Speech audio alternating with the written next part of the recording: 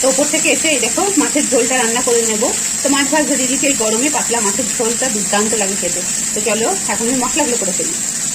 তো এখানে দেবো একটু গুঁড়ো জিরেকেই পেস্ট করে নেবো এর সাথে, মশলার সাথে। হলুদ, যেহেতু বললাম এই গরমে একদম হালকা একটা মাছের ঝোল করবো, তো তার জন্য হলুদ, লঙ্কা আর গুঁড়ো দেবো না, কাঁচা লঙ্কা দিয়ে রান্না করবো রান্না। আর এদিকে রয়েছে আদা আর কাঁচা লঙ্কা। এই গরমে কাঁচা লঙ্কার রান্নাটাই দারুণ লাগে, যতটা শুকনো লঙ্কা কম খাওয়া যায় ততটাই ভালো। আর একটা টমেটো দিয়ে দেবো। এই সামান্য মশলা দিয়েই রান্নাটা করে ফেলবো, আর কিচ্ছু মশলা এখানে ব্যবহার করবো না।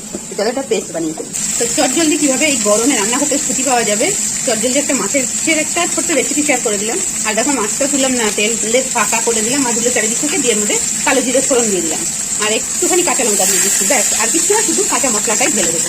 এই কাঁচা মশলাটা দিয়ে দেবো, কাঁচা মশলা দিয়েই রান্না করবো। কাঁচা মশলার এই ঝোলটা খেতে কিন্তু ভালো হয়।